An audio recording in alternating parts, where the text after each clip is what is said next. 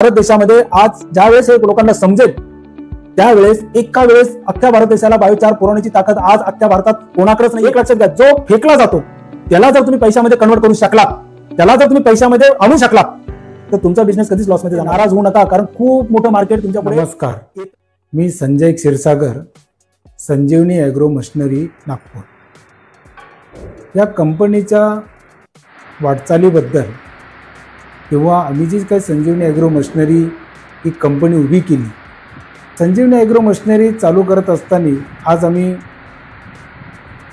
32 वर्ष या लाईनमध्ये काम करतो।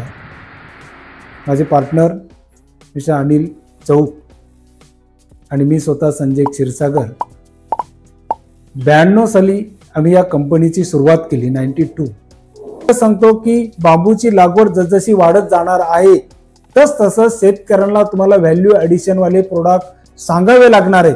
फक्त बांबू 3 आणि 4 रुपये किलोने विकून शेतकऱ्याचं भलं होणार नाहीये, त्याच्यात अजून काय ॲडिशन करू शकतो। मग अभ्यास करत असताना बऱ्याचशा आयसीआर डिपार्टमेंट कजे सॉइलवर काम करतात, कारण ते 12 महिने शेती केली जाते।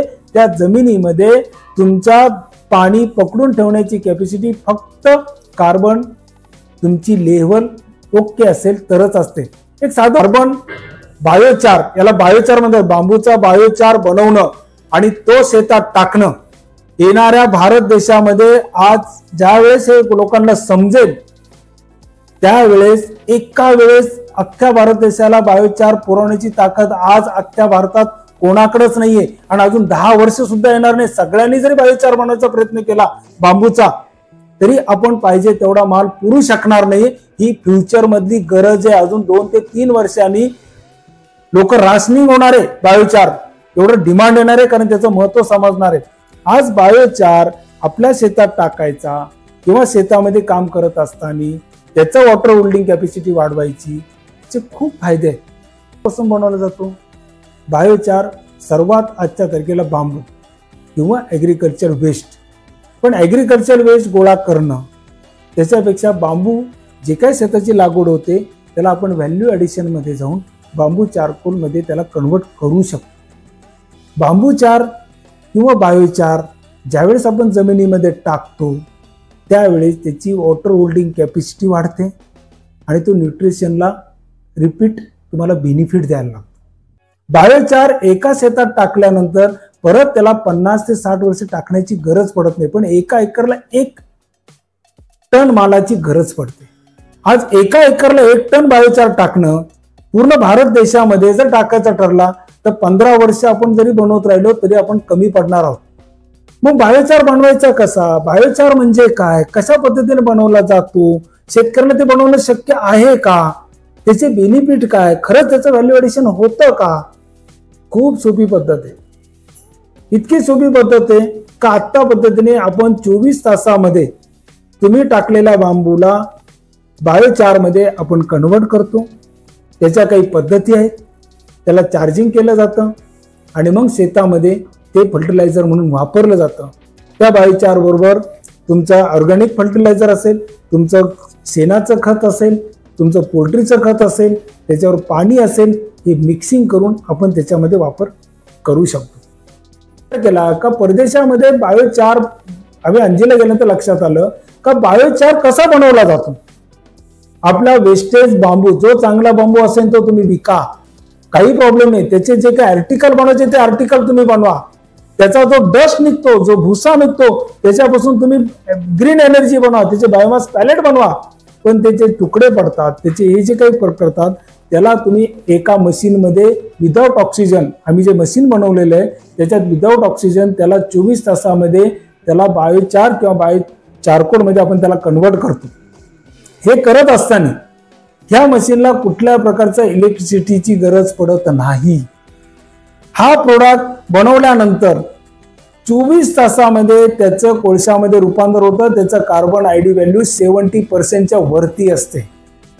ही वरती असलेली 70% कार्बन व्हॅल्यू, त्याच्यात वॉटर होल्डिंग कॅपॅसिटी 100-120 पर्यंत राहते। सल्फरचं प्रमाण 0.1% खाली येतं आणि याच्यामध्ये जर तुम्ही पाण्याबरोबर किंवा तुम्ही एखाद्या सेंद्रिय खताबरोबर त्याला जर चार्ज केलं त्या कशा चार्ज करायच्या हे आम्ही तुम्हाला सांगतो. हे चार्ज केल्यानंतर तुम्ही तुमच्या जमिनीमध्ये तुम्ही त्याला फक्त मिक्स करा आणि मग त्याचा फायदा पहा. सर्वात जास्त फायदा 12 महिने पिकं जे घेतात त्याला त्याचा सर्वात जास्त फायदा होतो. आणि हा फक्त शेतात वापरला जातो असं नाहीये, याला मेडिसिनही खूप डिमांड आहे.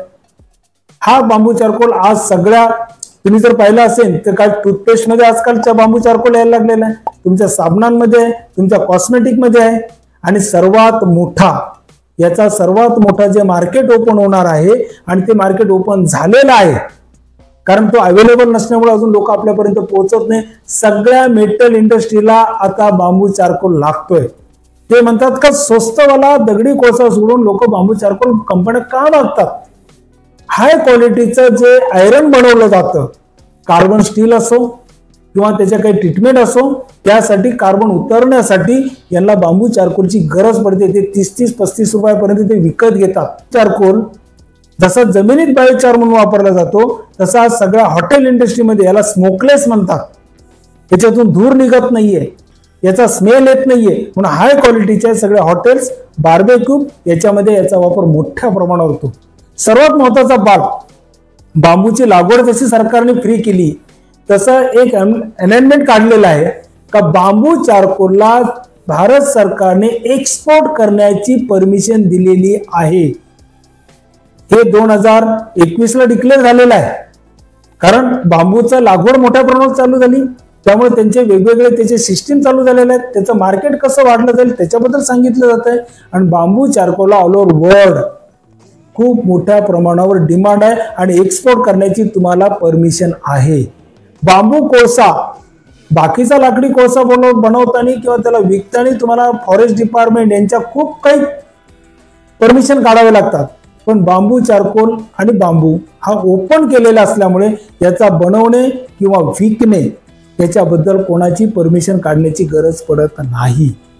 आज बांबू चार मध्ये कन्वर्ट केला तर तो वेगळा एडिशन आहे, ते वेगळं बेनिफिट आहे, तो सर्वात मोठा बिझनेस आहे. एक लक्षात घ्या, जो फेकला जातो त्याला जर तुम्ही पैशामध्ये कन्वर्ट करू शकलात, त्याला जर तुम्ही पैशामध्ये आणू शकलात तर तुमचा बिझनेस कधीच लॉसमध्ये जाणार नाही आणि तुम्ही खूप मोठी गरज तयार करू शकाल.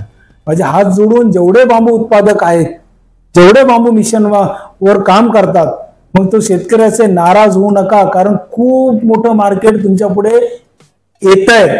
फक्त बांबूचा वेस्टेजला तुम्ही फेकण्यापेक्षा त्याला बायोचार मध्ये कन्वर्ट करून तुम्ही शेतीत टाकून तो डाटा तुम्ही सबमिट करा, तुम्हाला कार्बन क्रेडिट मिळतं. प्रूफ पाहिजे, कुठल्याही गोष्टीला मिळण्यासाठी प्रूफ द्यावा लागतो.